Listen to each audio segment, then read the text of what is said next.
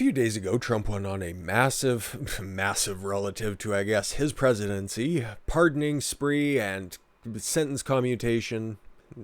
Not quite the big free-for-all that the Twitterverse would have you believe it was. Realistically, it was just the people who you kind of expected he was going to pardon anyways. Minus two notable exceptions. No Assange and no Snowden, but there's still time for that. But no, everybody and his mother was saying, oh, he's just pardoning his cronies, and a man who's been impeached by Congress shouldn't have pardoning power. Unless they forget, 20 years ago, when Clinton was pardoning everyone under the sun, both legally and, well, kind of suspect terms for a few of those pardons.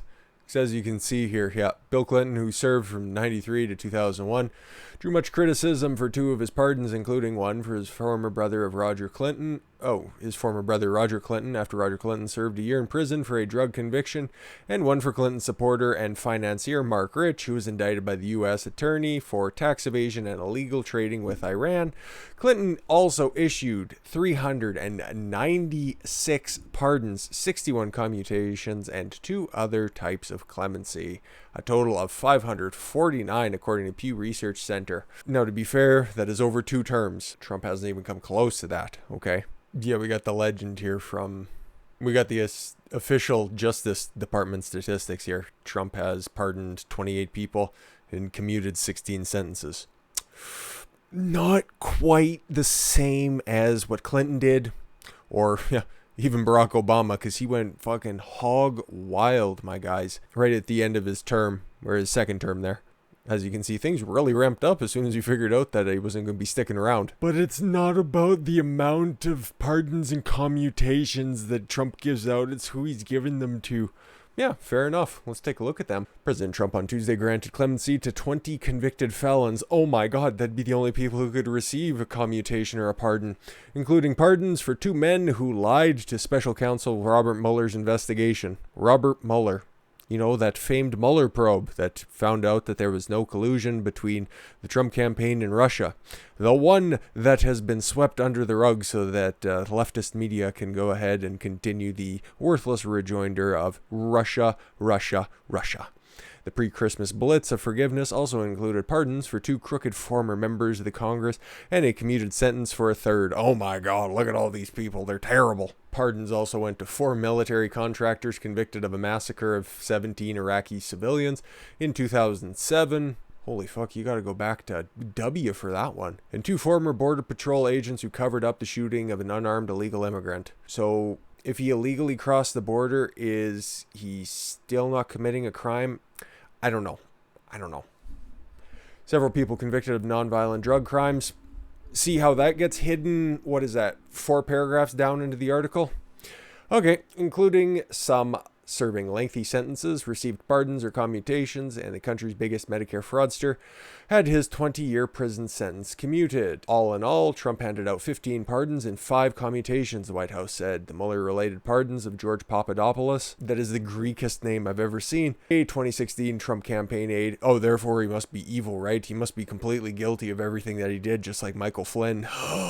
And Alex van der Zwaan, a Dutch lawyer. Yes, he is. He's as Dutch as Papadopoulos is Greek. I think that's fair to say. Brought to 4 the number of people the president has granted clemency in connection with the Russia probe, which proved nothing. Holy New York Post, dude. You guys are just rejiggering your coverage. I see what you're doing here. Which you repeatedly labeled as a political witch hunt. I think that's what the results kind of proved there. Bruce Golding, in triple brackets.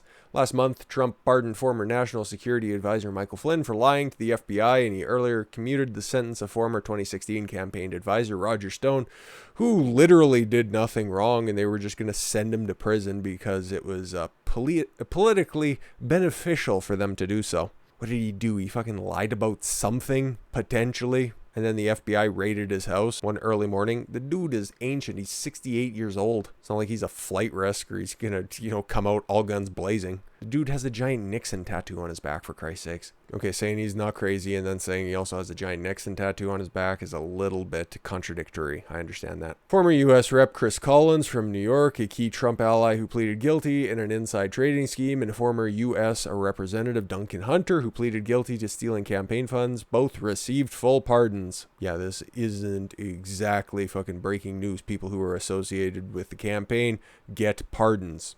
I don't know what else to tell you. U.S. military veterans Nick Stanton, Paul Slaw, Evan Liberty, I thought I was reading that wrong, and Dustin Hurd were pardoned for convictions ranging from first-degree murder to voluntary manslaughter in what the White House called the unfortunate deaths and injuries of Iraqi civilians. But she went out and said that they were responsible for the deaths of 17 Iraqi civilians. I see what you're doing there. In addition to saying these pardons were broadly supported by the public, the White House noted that a recent disclosure by prosecutors that the lead Iraqi investigator, who prosecutors relied heavily on to verify that there were no insurgent victims and to collect evidence, may have had ties to the insurgent group himself. Oh my god, another one of those deep staters who turns out to be corrupt? Oh my gosh, color me shocked. Former Border Patrol agents Ignacio Ramos and Jose Compenon received pardons for their convictions in 2005, shooting but he was unarmed, remember, in the first couple of paragraphs? A suspected drug trafficker who resisted arrest and fled back into Mexico. He was the unarmed guy that was shot, and then those two guys were put in jail for that. Suspected drug trafficker who was illegally crossing the border.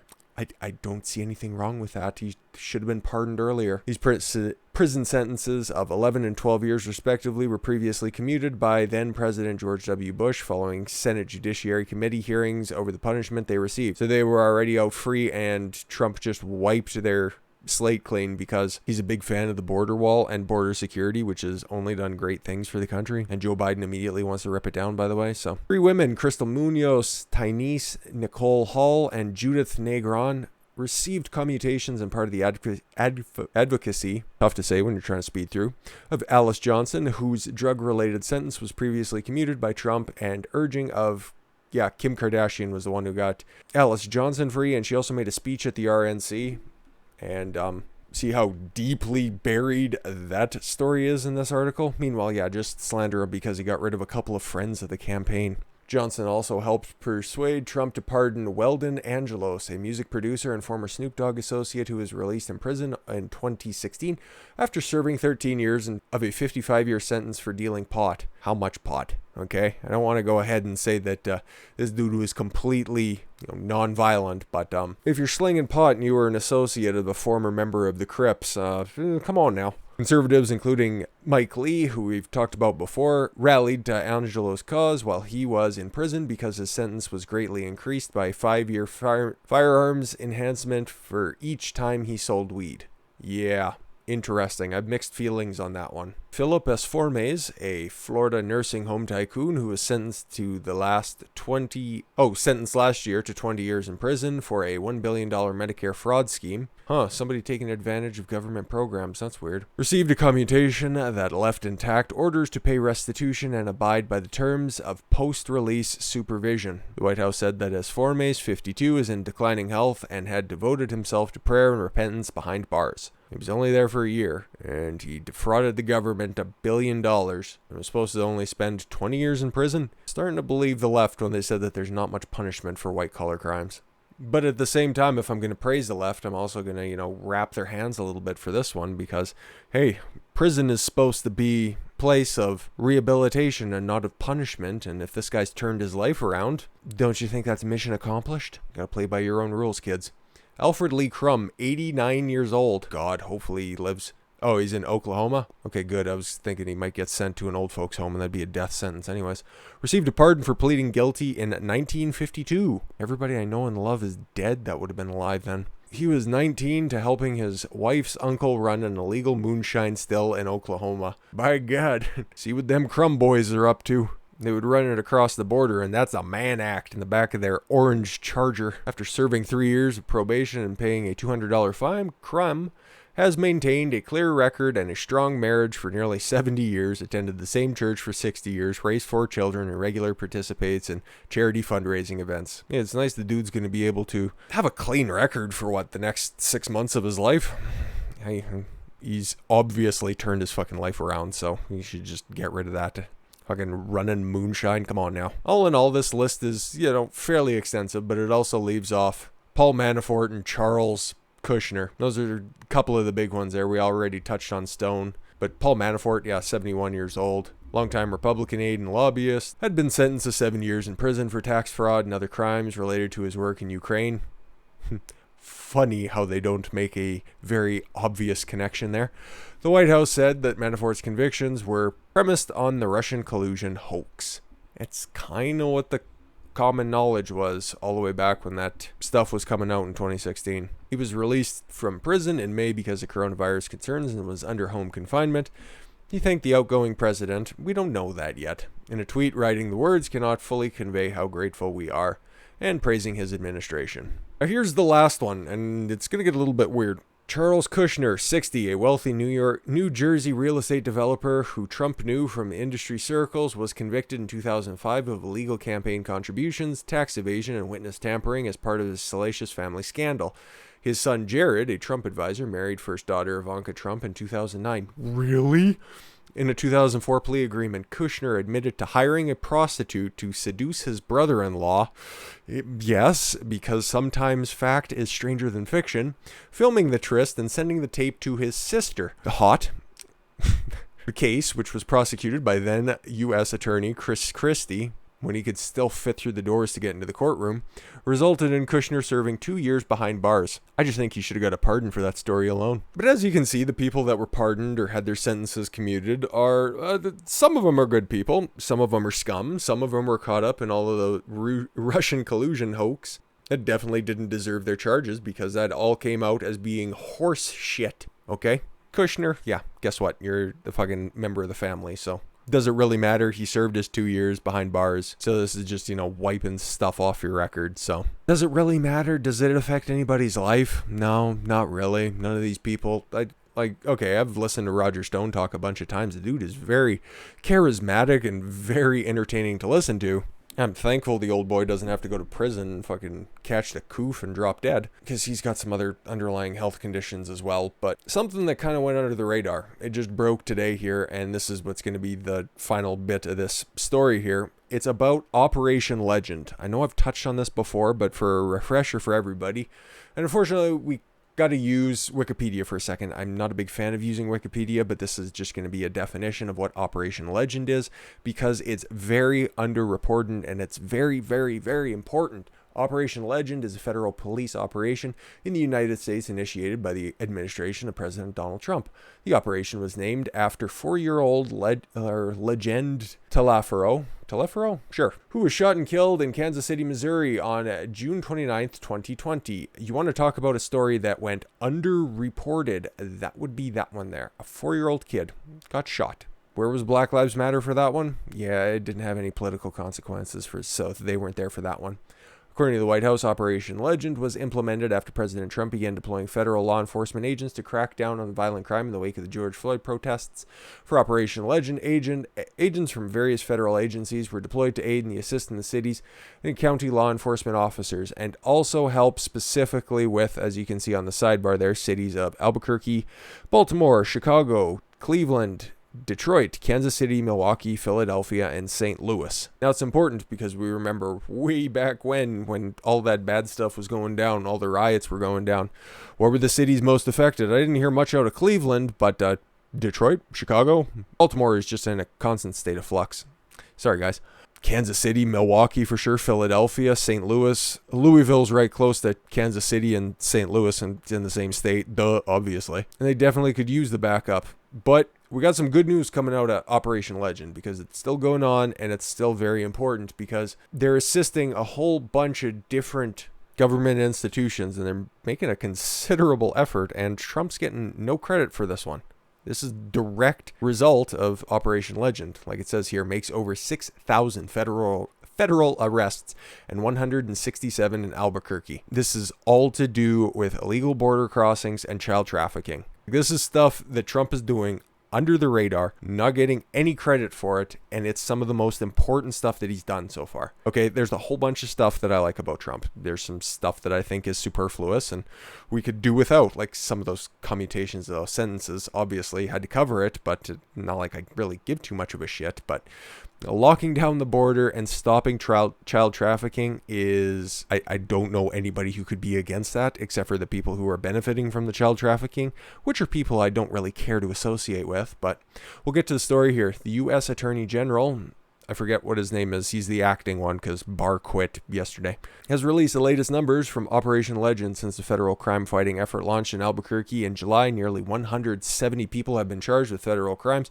About half of those are gun offenses and about a third for drug-related crimes. Operation Legends removed violent criminals, domestic abusers, carjackers, and drug traffickers from 9 cities, which were experiencing stubbornly high crime, and took illegal firearms, narcotics, and illicit monies off the street. By most standards, many would consider these results as a resounding success amid a global pandemic. The results are extraordinary, and like we're going to cover in a future video, taking illegal narcotics off the streets is paramount to a better society, and it would have led to a lot fewer addictions, relapses, and other lockdown-related shenanigans is the nicest way I can put it. I commend our federal law enforcement and prosecutors for seamlessly executing the operation in partnership with state and local law enforcement. Oh, okay, Barr was releasing this. Yeah, this was dropped yesterday, so I guess it was his last and final day. He got to go out on a good note, which we launched. When we launched Operation Legend, our goal was to disrupt and reduce violent crime, hold violent offenders accountable, and give these communities the safety they deserve in memory of Legend Telafero, whose young life was claimed by violent crime. Undoubtedly, we achieved it. I dare say so. Oh wow, we got everybody's statistics here, so we're just going to do a quick rundown. 167 defendants have been charged with federal crimes, 60 for drug-related offenses. And yeah, this is right at the border, so not an insignificant amount of drugs would have been trafficked across the border. 85 with firearms-related offenses, and 22 with violent crimes. Delicious. Oh, in Kansas City, Missouri, just about 196 defendants charged with 75 with drugs, 107 with firearms, 14 with violent crimes. In Chicago, 40 with drug crimes, 130 with firearm-related offenses. That's also because Chicago has a whole bunch of killing on the weekend, but also they have ridiculous anti-Second Amendment restrictions in that stupid city. 6 defendants also were charged with violent crimes in Ohio and Cleveland. 60 with drugs, 55 with firearms, and 4 with violent crimes. They are really, really cracking down on these drug traffickers and firearms. 100 people in Detroit, 74 in Milwaukee, 450 in St. Louis, Missouri. I was just going to do a quick rundown, but we're going to stop on this one. 193 defendants charged with drug trafficking, 231 defendants charged with firearms-related offenses, and 26 people with violent crimes in general. Wow. Holy shit. 124 in Memphis, Tennessee, and 94 in Indianapolis, Indiana, because there's nothing else to do in Indianapolis besides shoot guns and take meth. I'm sure it's a lovely place, but let's be completely honest, the place hasn't been the same since Peyton Manning left. Andrew Luck was fun for a minute, but he had to fucking retire like a sissy. But yeah, while everybody's shitting on Trump for his pardons, he should be getting quite a bit of fucking praise for this, but that's not how the guy works, okay? There's a lot of anecdotal stories out there that Trump is just going to do a random acts of kindness and he doesn't want any credit for it. Most of his charitable donations has a clause in it where he doesn't get any acclaim for what he does. He doesn't want any credit for the charitable actions that he's doing. Like, I just don't want to make those claims without backing this up. So we got a CNN article. This was before he was president, before the campaign started in 2016. This was just when the primaries was going on. Donald Trump's campaign manager said Thursday that the Republican frontrunner has given more than $100 million to charity. I know that Trump has donated over $100 million to charitable causes over the last number of years, $100 million. That's an insane amount of money by any standard. Corey Lewandowski told Wolf Blitzer, "We'll be happy to release this information." The Trump family has been tremendous supporters for nonprofit causes throughout the years. Mr. Trump has been phenomenal about donating his time, his efforts, his land, and his money to charitable causes for many, many years. Yeah, here's a little bit more proof of that.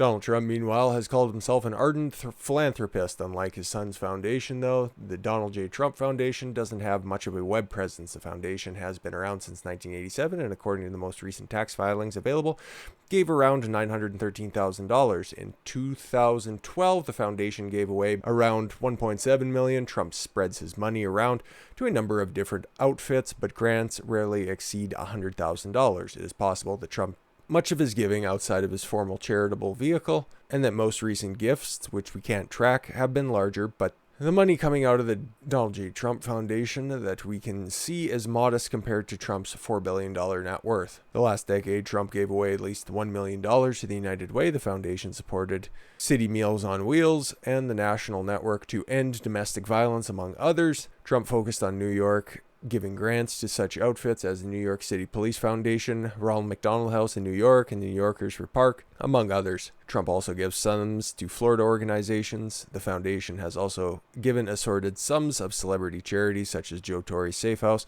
at Home Foundation, which deals with domestic violence. So yeah, it's not like I'm trying to cheerlead for him, but at the same time, he always gets fucking torn down for literally everything. Like we've seen here in the first half of this article, or this video rather, in the article that we've seen from the New York Post. At the same time, he doesn't really care. That's the entire point of charity anyways. You just do it and you don't expect anything in return. That's what's so magical. If we can tie it up in the entire season right now, that's what's so magical about Christmas. You just give what you can because money's only as good as what you do with it. At least that's my opinion on things. Anyways, I don't think that those pardons are as egregious as Twitter wants you to believe, or I guess mainstream media, which, you know what, if you're going to them for your opinions, you're not doing it right, and you're probably not watching this video anyways. Probably seen a Jimmy Fallon clip that caught your attention and just couldn't wait around for 20 minutes. And yeah, Operation Legend has been a rousing success of getting drugs, illegal guns, and abusers off the street, and it's going to go underreported, but at least you guys know the information.